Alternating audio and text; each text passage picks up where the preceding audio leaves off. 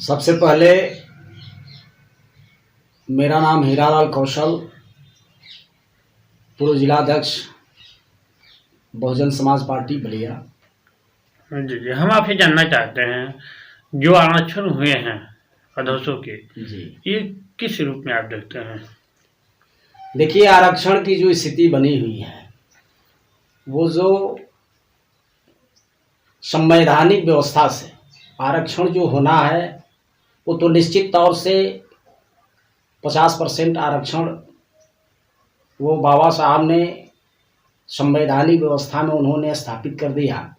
उस कड़ी में 50% आरक्षण देना गवर्नमेंट का या चुनाव आयोग का ये मजबूरी है। अब ये लोग तय जो भी अपने गाइडलाइन से कर रहे हैं तो अभी तो स्पष्ट नहीं हो पा रहा है, क्योंकि पंचायत का अभी उस तरह का अभी क्लियरेशन नहीं हुआ है। जब क्लियर होगा तो उस पर अगली बात बताया जाएगा। जी जी, हम आपसे जानना चाहते हैं ये जो आज की रवैया है उत्तर प्रदेश सरकार की, जी, किस रूप में इनको देखते हैं, किस कार्य को किस रूप में देखते हैं? अब देखिए, सबसे पहली बात तो ये है कि अब तक चाहे सेंट्रल से लेकर के स्टेट तक इनकी गवर्नमेंट चल रही है बीजेपी की, लेकिन इन गवर्नमेंट से जनमानस को बहुत ही काफ़ी आहत पहुंची है। जैसा कि आप देखे भी हैं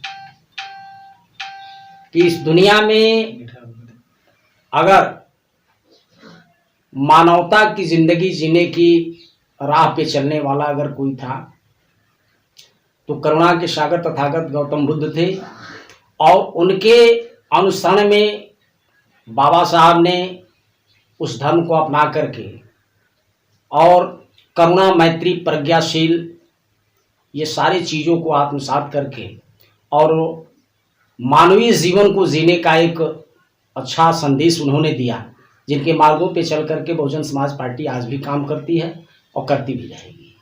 जी जी, हम आपसे जानना चाहते हैं क्या 2022 को लेकर वो जो वर्तमान सरकार है, क्या मायावती सरकार को लोग याद कर रहे हैं क्या? बिल्कुल बिल्कुल याद कर रहे हैं।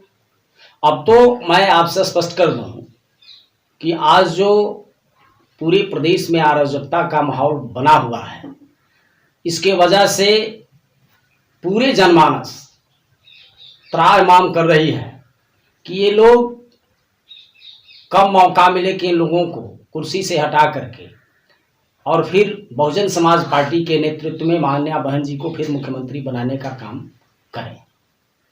तो क्या 2022 में आपकी पार्टी सरकार बनाएगी? बिल्कुल बनाएगी, सरकार बिल्कुल बनाएगी। इसलिए बनाएगी कि जो पूर्ववर्ती में मेरे 4 बार जो गवर्नमेंट चली है बहुजन समाज पार्टी के नेतृत्व में, माननीय बहन जी के मुख्यमंत्री नेतृत्व काल में जो चली है, वो आज भी जनता उस चीज़ को एकदम आशा भरी निगाहों से देख रही है कि उनके सरकार में चाहे वो महिलाएं हों, पुरुष हों या युवा साथी हों, सबका जो सम्मान था वो बहुत ही सुरक्षित तरीके से था, जिसके वजह से यह आज भी जनमानस माननीय बहन जी को मुख्यमंत्री बनाने की आशा भरी निगाहों से देख रहे हैं। बजट को किस रूप में देखते हैं आप?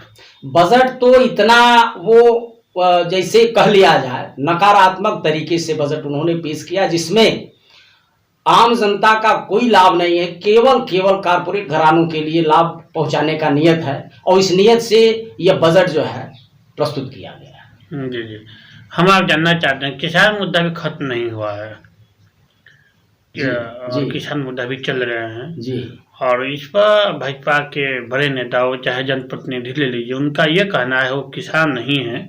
जी, हाँ, और पार्टियों को, विपक्ष पार्टियों को इसमें, अरे भैया तो स्पष्ट हो जा रहा है कि आज लगभग 2 महीनों 2.5 महीने के करीब ये आंदोलन चलता आ रहा है। अब तक यह गवर्नमेंट जो है केवल यही एलिगेशन लगाती रही है कि ये फर्जी किसान है, फर्जी किसान हैं। अरे भैया, फर्जी किसान है तो देश के, आपके देश के हैं, आपके देश के लोग हैं। वहां किसान फर्जी हैं कि ओरिजिनल हैं, इसका मूल्यांकन आप कर रहे हो। लेकिन सवाल इस बात का है कि जो उनकी जमीन मांगे हैं, उन मांगों पे तो डिबेट कर लो ना यार। आप डिबेट कर लेंगे गवर्नमेंट में बैठे बैठे, आप सीधा सीधा एलिगेशन लगाते हैं कि ये लोग आतिताई हैं, ये लोग अत्याचारी हैं, ये लोग किसान नहीं हैं। तो ऐसी स्थिति में आपका भी तो, आप भी तो गवर्नमेंट में बने बैठे हैं, तो आपका भी नेतृत्व होता है, आपका भी दायित्व बनती है कि आप भी मिल बैठ करके और उनकी जो समस्याएं हैं उन समस्याओं को सुन करके और उसका कोई शॉर्ट सोल्यूशन निकाला जाना चाहिए। केवल एलिगेशन लगा दिया जाए कि ये लोग देशद्रोही हैं। अब तो सवाल इस बात का है कि देश में अगर कोई आदमी सच्चा बात बोलने के लिए तैयार होता है तो उसके ऊपर जो है देशद्रोह का मुकदमा कायम हो जाता है या उसको टेररिस्ट घोषित कर दिया जाता है। तमाम तरीके के एलिगेशन लगा करके और उसको जो है प्रताड़ित करने का काम किया जा रहा है। वो तो किसान अपने जमीन मांगों के लिए वहां बैठे हैं, आप गार्जियन बने बैठे हैं।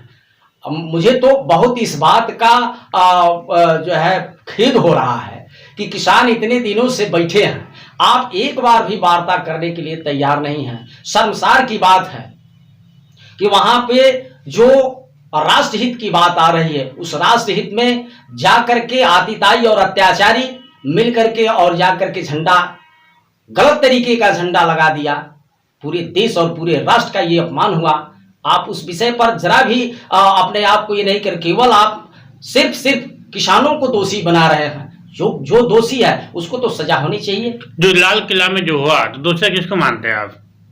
सीधा जिसने वैसा काम किया वो देशद्रोह का काम किया। तो क्या वहाँ के प्रशासन मिली हुई है, वहाँ की सरकार मिली हुई थी? भाई अब तो सवाल ये है कि वो राष्ट्र का धरोहर है, वहां पैरामिलिट्री से लेकर के सारी जो है सुरक्षा तंत्र वहां रहते हैं। सवाल इस बात का खड़ा होता है कि ऐसे आतिताई लोग, ऐसे अत्याचारी लोग कैसे वहां तक पहुंच गए। ये तो सवाल का विषय है, ये तो जांच का विषय है, जांच इसका होना चाहिए। लाल किला में वो जो जांच करवाई होनी चाहिए लोगों को। बिल्कुल होना चाहिए, बिल्कुल होना चाहिए। तो राष्ट्र के द्रोह हुआ ना, राष्ट्र के विपरीत ये काम हुआ। सब्सक्राइब करें इंडिया टॉप न्यूज चैनल और बेल आइकन दबाना ना भूलें। इंडिया टॉप न्यूज अपने क्षेत्र की खबरें सबसे पहले पाएं।